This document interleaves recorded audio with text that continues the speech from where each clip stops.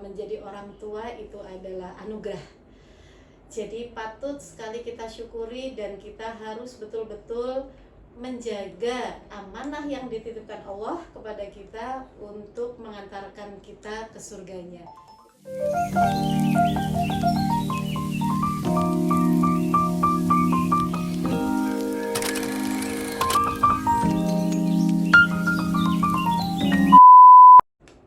Assalamualaikum warahmatullahi wabarakatuh. Selamat pagi, gimana kabarnya? Semoga sehat selalu dimanapun berada dan semoga bahagia selalu. Nah, kembali lagi bersama kami dalam podcast Komnas Perlindungan Anak Provinsi Banten. Kali ini saya Suhaima sebagai moderator. Tentunya hari ini saya bersama narasumber kita yang sangat hebat sekali. Halo Ibu, Assalamualaikum. Waalaikumsalam warahmatullahi. Oke, gimana kabarnya Ibu? Alhamdulillah sehat, seger, semangat. Alhamdulillah, mantap ya. Oke, sebelum kita ngobrolin jauh ke sana ya, penting banget nih buat kita kenalan dulu sama pemateri kita hari ini. Nah, Ibu boleh kenalan dulu, silakan. Hai pemirsa, Assalamualaikum warahmatullahi wabarakatuh. Perkenalkan saya Listianingsih. Sehari-hari berkhidmat sebagai dosen di FISIP Untirta, juga aktif sebagai pengurus di Komnas Perlindungan Anak Provinsi Banten. Masya Allah. Tanya dong, anaknya berapa Bu? Oke, anaknya berapa Ibu? 3, jagoan semua. Masya Allah. Ada yang mau daftar guys? Oke, bercanda ya. Nah, tadi saya dengar tuh aktivitasnya keren banget gitu, aktivis banget, walaupun ibu nih udah berumah tangga gitu, maksudnya udah punya kegiatan juga gitu sebagai ibu rumah tangga, tapi masih tetap aktif gitu di dunia sosial dan juga akademisi gitu.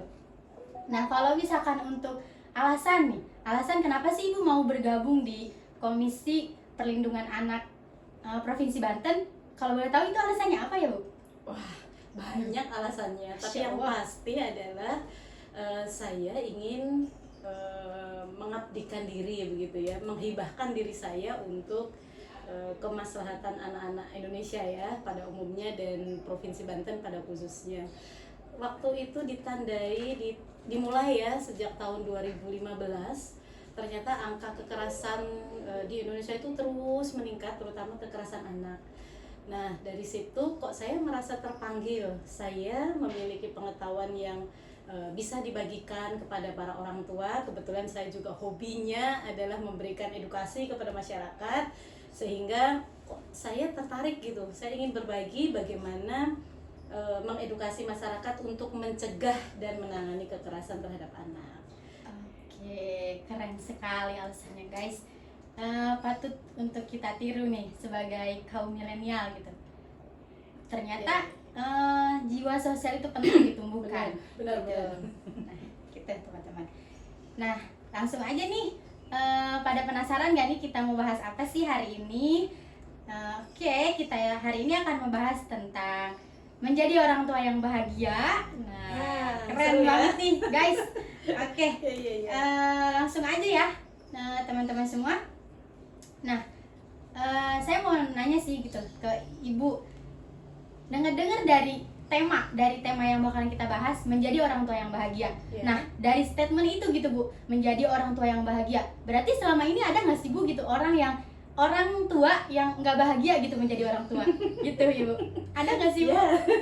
Pasti ada ya. Pernah lihat televisi, bahkan di berita-berita gitu ada ibu yang menganiaya anaknya, membuang anaknya, bahkan membunuh anaknya sendiri. Begitu juga dengan seorang ayah yang melakukan kekerasan, bahkan pencabulan, pemerkosaan kepada anaknya sendiri. Nah, itu tanda-tanda bahwa ternyata ada juga loh orang tua yang merasa tidak bahagia menjadi orang tua begitu ya. Bahkan kalau berdasarkan survei yang dilakukan oleh BPS tahun lalu, tahu nggak sih, Provinsi Banten itu indeks kebahagiaannya terendah se-Indonesia. Wow, jangan-jangan ini ada hubungannya dengan jumlah kasus kekerasan yang terus meningkat di Provinsi Banten. Jangan-jangan ya. Iya. Oh my god, ternyata ada orang tua yang merasa tidak bahagia gitu ketika dia menjadi orang tua gitu.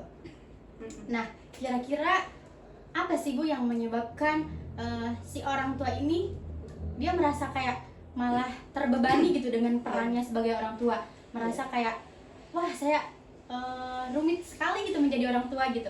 Nah, apa aja saja sih yang melatar belakangi itu gitu, yang menyebabkan orang itu menjadi tidak bahagia menjadi orang tua gitu. Gitu. Ini memang kasuistik ya. Jadi setiap kasus yang saya jumpai, kemudian saya baca, saya perhatikan, bahkan ditangani gitu, yang kami tangani di Komnas Perlindungan Anak ini, ada beberapa fakta yang menunjukkan bahwa rata-rata kenapa orang tua itu menjadi tidak bahagia dan cenderung menjadi pelaku kekerasan terhadap anak-anaknya sendiri. Ini banyak sih beberapa hal yang menyebabkan itu gitu. Misalnya yang pertama adalah ternyata anak ini menjadi beban.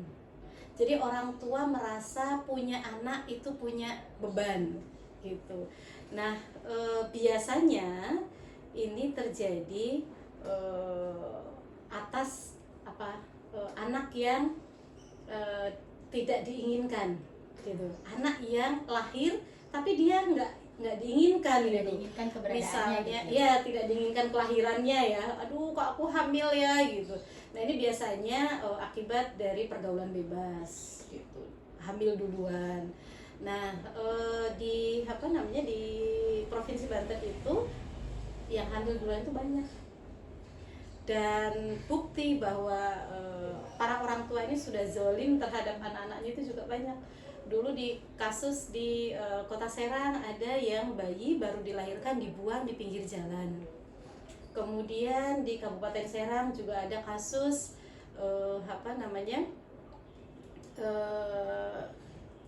seorang ibu muda baru masih SMA hamil dan melahirkannya di sawah, kemudian ditinggal. Kemudian di Lebak ada kasus sama gitu, melahirkan di jalan, dibuang dan seterusnya. Jadi yang pertama adalah faktor anak itu tidak diinginkan oleh kedua orang tuanya yang biasanya itu diakibatkan dari pergaulan bebas. Kemudian yang kedua nih, kenapa orang tua itu nggak bahagia, nggak bahagia kalau punya anak gitu ya, dan merasa terbebani oleh anaknya. Biasanya yang kedua adalah faktor lemahnya ekonomi keluarga itu.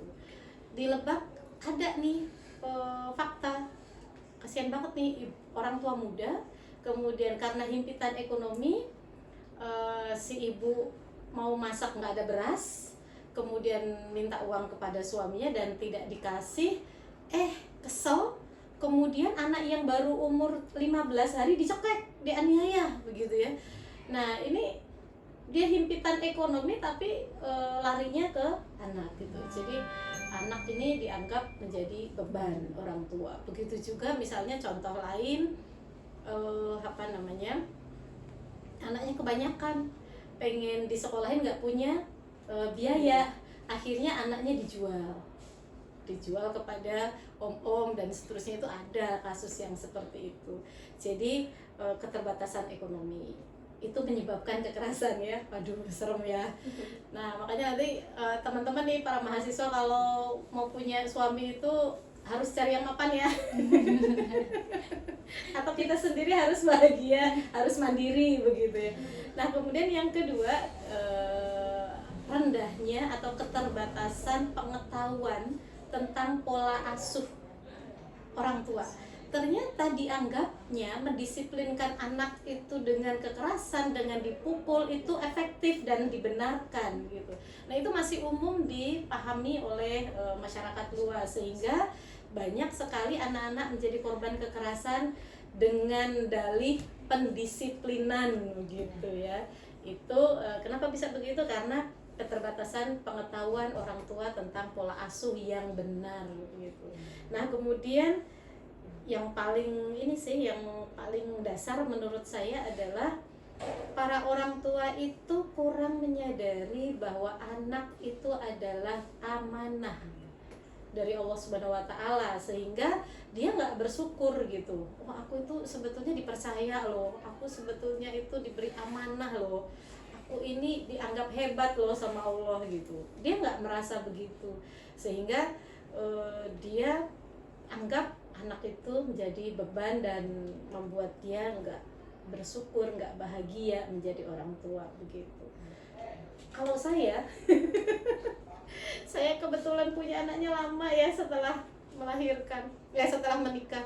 Begitu hamil saya merasa ya Allah, betapa karunia Allah itu luar biasa gitu. Saya 5 tahun menunggu seorang anak. Nah ketika diberi terus langsung terus sampai 3 dan itu apa ya, alhamdulillah Allah itu memberikan berkah, kemudian semangat buat saya untuk belajar menjadi orang tua yang benar itu seperti apa, karena tidak semua orang itu diberi kesempatan menjadi orang tua.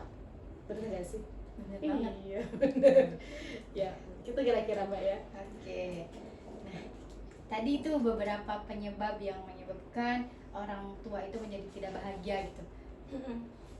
Misalkan kayak tadi nganggep anak itu sebagai beban, terus masalah ekonomi yang sepertinya kompleks sekali gitu. Masalah ekonomi emang selalu jadi sorotan utama di setiap permasalahan kehidupan manusia gitu, dan ternyata itu juga menjadi salah satu faktor penyebab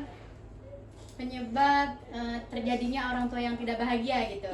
Nah, tadi juga keren banget Bu Lis sempat memberikan pengalaman empirisnya gitu kepada kita semua ya, buat mengajarkan arti bersyukur gitu. Betul. Karena anak itu adalah titipan gitu.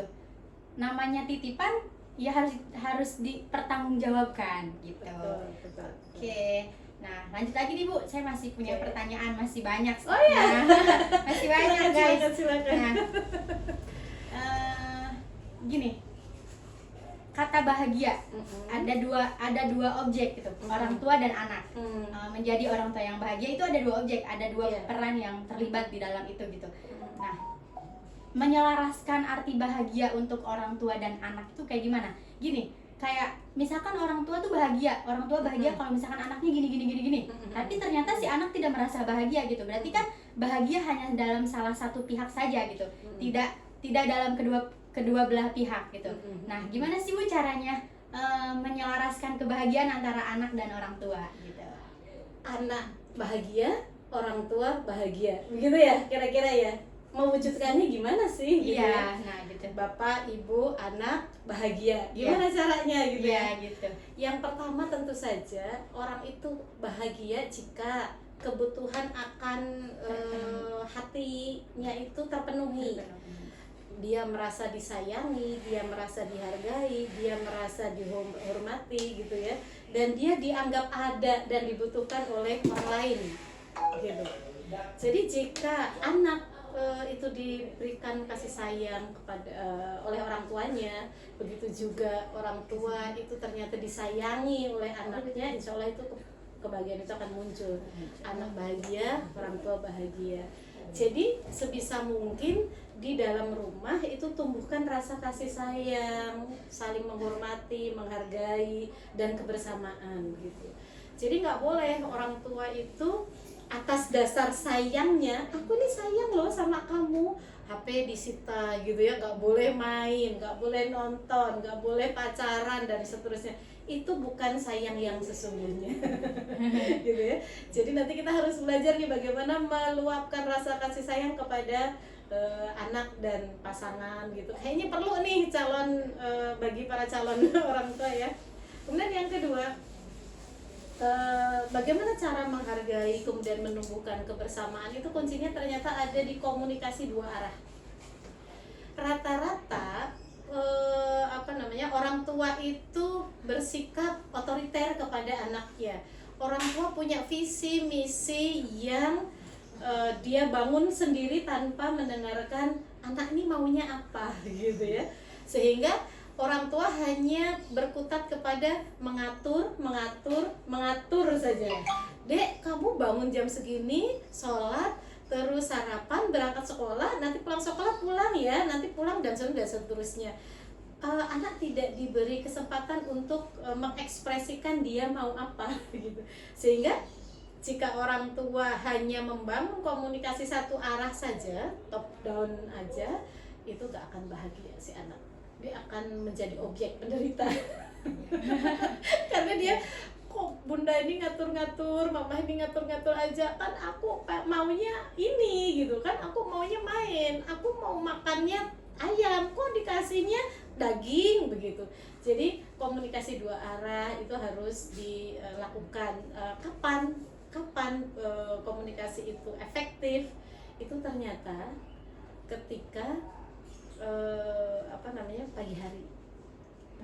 pagi hari sebelum semua aktivitas dimulai, kemudian ditutup sebelum tidur berlangsung gitu. Jadi kita, Dek, Bunda maunya begini-begini, kamu bagaimana? Menurutmu bagaimana? Kalau hari ini Bunda nggak bisa jemput, menurutmu bagaimana gitu. Jadi komunikasi dua arah itu harus dibangun setiap saat dan efektif ya, tidak boleh berat sebelah. Jadi yang namanya seimbang lah ya, gitu ya. Maka kalau berat sebelah, kasihan juga ya.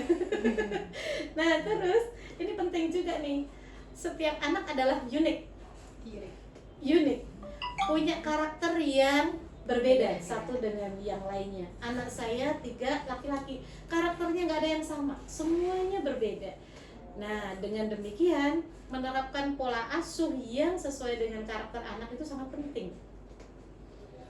Yang satu misalnya introvert, yang satunya ekstrovert, kita nggak bisa menerapkan pola asuh yang sama.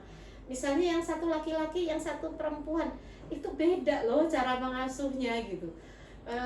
Pola komunikasi dan seterusnya itu beda, sehingga penting nih kita itu belajar bagaimana menjadi orang tua, bagaimana menerapkan pola asuh yang sesuai dengan kebutuhan anak itu sangat penting. Oke, itu kira-kira Mbak. Oke, berarti tadi poin penting atau keyword yang harus kita pegang, gimana caranya menyelaraskan bahagia antara anak dengan orang tua, itu adalah komunikasi dua arah yang terbangun dengan baik gitu. Nah dengan komunikasi ini kita bisa tahu si anak nggak suka apa, si anak suka apa. Begitu pula dengan anak gitu. Orang tua tuh maunya kayak gini dan saya harus kayak gini gitu. Nah itu kuncinya dengan komunikasi yang terjalin antara dua arah gitu. Ya gitu teman-teman. Oke. Masih ada lagi Bu pertanyaannya. Boleh. Semangat sore. Oke, siap. Ya, lanjut lagi. Saya mau nanya pengalaman empiris Ibu lagi nih. Tadi udah banyak yang disampaikan kayak penyebab menjadi orang tua yang gak bahagia itu kayak gimana, terus menyelaraskan bahagia itu yang kayak gimana antara anak dan orang tua. Nah, sejauh ini Ibu apakah menjadi orang tua yang bahagia? Wah, saya justru merasa bermakna. Oh ternyata hidup ini begini. Oh ternyata tujuan hidup ini. Itu sejak saya menjadi orang tua. Sehingga pada saat saya menerima anak pertama ya dititipin, itu betapa ruang belajar saya, kemudian kontemplasi saya ini hidup ini untuk apa? Oh ternyata gitu. Saya baru sadar bahwa hidup saya ini harus mengantarkan anak-anak saya ke surga, karena doa mereka jugalah saya akan masuk surga. Begitu kira-kira ya. Jadi saya termasuk orang tua yang bahagia. Insya Allah ya. Seru sih, karena apa? Dari anak-anak itu saya belajar loh Mbak. Belajar apa yang namanya hidup ini. Belajar tidak belajar tidak memaksakan kehendak itu justru bersama anak-anak. Gitu kira-kira. Jadi keberadaan anak itu sebenarnya suatu anugerah gitu. Iya, betul. Suatu anugerah. Betul. Yang harus disyukuri ya. Yang harus disyukuri. Itu yang perlu kita garis bawahi ya. Iya, betul. Gitu. Jadi seiring berjalannya waktu gitu, Bu, dengan pengalaman empiris Bu Lis yang tadi cukup lama menanti kehadiran Bu Hati, itu ketika hadir dalam kehidupan kayak subhanallah sekali gitu. Dan seiring berjalannya waktu itu memberikan makna-makna. Dan bahkan banyak statement orang yang kayak statement orang tua yang saya bisa kuat karena anak-anak. Ya, Gitu. betul. Ternyata- Kayak Lesti ya, Kayak Lesti kuat dipukulin. bertahan untuk anaknya gitu ya. Ya Allah. Itu berarti pentingnya kita bersyukur atas kehadirannya Bu Hati atau seorang anak. Betul, Gitu. betul. Nah, kalau kita nanya tips menjadi orang tua bahagia itu gimana sih, Bu? Ya, tipsnya ya, kenapa saya menjadi orang tua yang bahagia, dan bagi para orang tua punten nih yang belum bahagia, yuk kita menjadi orang tua yang berbahagia. Gimana caranya? Pertama, kita harus bersyukur. Kita harus bersyukur. Kenapa harus bersyukur? Karena kita diberi kepercayaan, diberi amanah, diberi titipan, yang insya Allah titipan itu ketika kita jaga akan mengantarkan kita ke surga. Gitu. Jadi kita harus bersyukur, harus ikhlas, bahwa betul di surat Ali Imran kalau nggak salah, bahwa anak itu adalah ujian, cobaan. Ya karena namanya titipan itu kan pasti ujian. Nah, karena setiap perkembangannya itu adalah ujian, maka kita harus ikhlas gitu. Jadi dari bersyukur kemudian ikhlas. Saya ikhlas apapun kondisi anak saya. Mohon maaf, ada beberapa orang tua yang diberi titipan itu spesial, gitu ya, difabel gitu ya, spesialnya. Dia tidak seperti anak-anak pada umumnya, dan itu tetap harus disyukuri karena dialah orang terpilih yang akan menjadi orang tua bagi anak-anak spesial itu, begitu. Nah, ini harus ditanamkan pada setiap orang tua, rasa syukur dan ikhlas bahwa saya itu diberi anugerah, berkah, titipan dan seterusnya. Kemudian yang kedua, ini juga kalau saya sih selalu ikut atau inget gitu ya pesannya Ali bin Abi Thalib. Beliau bilang bahwa didiklah anakmu sesuai dengan zamannya, sehingga kita harus terus belajar. Kalau kata Aisyah Dahlan sih, otak manusia itu selalu mengikuti perkembangan zaman. Jadi otak para orang tua dulu dengan isi otak anak-anak milenial sekarang itu jauh lebih canggih ya anak-anak sekarang begitu. Mereka berbeda. Nah, ini membuat para orang tua itu dibutuhkan keseriusan dalam belajar begitu. Kemudian yang kedua, gimana ya untuk jadi orang tua bahagia? Rata-rata nih orang tua yang nggak bahagia itu tidak ada keseimbangan peran antara ibu dan ayah. Seolah-olah mendidik anak, mengasuh anak, mengurusi kebutuhan anak itu adalah peran ibu, padahal enggak gitu. Sehingga berbagi peran antara suami dan istri itu juga sangat penting di dalam mewujudkan kebahagiaannya sebagai orang tua, gitu ya. Jadi ibu biar nggak ngeluh capek, sementara ayahnya merokok, nonton TV, baca koran, main HP, gitu ya. Nah kemudian ini bagi saya nih, ini bagi saya nih, tips saya nih dan suami saya, bahwa anak itu adalah investasi dunia akhirat loh, gitu. Anak itu investasi dunia dan akhirat. Jadi dari anak saya berharap saya bisa masuk surga. Dari anak saya berharap masa tua saya sejahtera dan bahagia. Maka karena investasi harus kita rawat dengan sepenuh hati dan dengan sebaik-baiknya. Begitu kira-kira. Oke. Itu tips yang dibagikan oleh Bu Lis tadi ya. Iya. Ada poin penting juga yang perlu kita catat, harus ada pembagian peran, tapi tetap harus ada penyelarasan juga antara orang tua perempuan dan orang tua laki-laki. Jangan sampai ada berat sebelah gitu. Itu tugas ngurus anak tuh ibu gitu, tugas ngurus anak-anak dan segala keperluan yang di rumah itu tugasnya istri gitu. Enggak, ternyata itu perlu keseimbangan, dan perlu kesepakatan bersama gitu untuk mewujudkan orang tua yang bahagia gitu. Nah, masih satu lagi Bu pertanyaannya. Boleh. Tuh. Nih, ini kan sebagai pengalaman empiris ibu gitu. Kalau misalkan untuk bekal kita nih sebagai para kaum milenial gitu. Sebenarnya kan kita masih belum tahu gitu, dan mungkin emang sudah ada aja yang punya rencana kayak bentar lagi saya mau jadi orang tua atau bentar lagi saya udah mau menikah gitu. Tapi perlu juga gitu ditanamkan ketika kita masih mahasiswa, masih sekolah gitu. Karena tidak ada salahnya mempersiapkan sesuatu yang jangkanya sangat panjang atau sangat jauh gitu. Nah, itu perlu juga, saya rasa perlu gitu. Gimana sih pandangan Ibu terkait pentingnya belajar parenting, pentingnya belajar mempersiapkan menjadi orang tua yang bahagia gitu untuk para kaum milenial nih gitu. Gitu. Gimana sih Bu pandangan Ibu? Jadi tentu saja penting ya.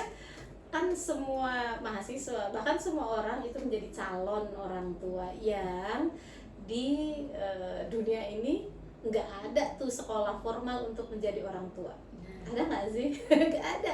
Sehingga secara naluri kita harus belajar, harus mengasah kemampuan kita menjadi orang tua. Sebetulnya mudah untuk menjadi orang tua itu adalah dengan mengikuti perkembangan zaman, kemudian psikologi perkembangan anak dan seterusnya ya. Tapi yang pasti kita harus siap lahir batin untuk mendidik seorang anak gitu. Dan saya berharap nih calon-calon orang tua ini terus menggali dan menumpuk ilmunya lah ya, seputar parenting gitu. Biar kalau punya anak itu gak kaget. Gitu ya. Oke, siap. Penting sekali berarti persiapan. Penting banget ya teman-teman semua. Nah, sepertinya udah cukup nih teman-teman pembahasan kita. Nanti disambung lagi ya. Ya, nanti masih banyak materi-materi dan pembahasan yang menarik buat kita bahas gitu. Ya. Seputar parenting gitu ya teman-teman.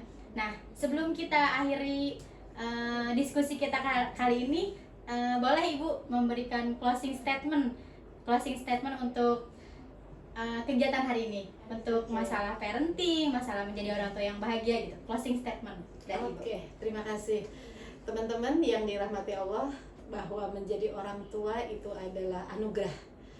Jadi patut sekali kita syukuri, dan kita harus betul-betul menjaga amanah yang dititipkan Allah kepada kita untuk mengantarkan kita ke surganya.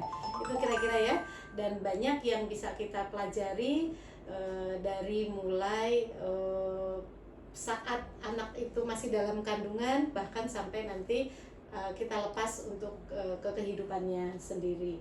Kira-kira itu. Dan saya berharap semua orang tua di Banten, di Indonesia, semuanya menjadi orang tua yang bahagia. Terima kasih. Terima kasih Bu. Oke, podcast kita hari ini cukup sekian. Mohon maaf jika banyak kesalahan dan kekurangan. Terima kasih Bu Li, semoga kita masih ada kesempatan untuk berdiskusi kembali tentang banyak hal yang menarik gitu ya. Oke, terima kasih. Sampai jumpa di episode berikutnya. Wassalamualaikum warahmatullahi wabarakatuh. Waalaikumsalam warahmatullahi wabarakatuh. Terima kasih Mbak Ai.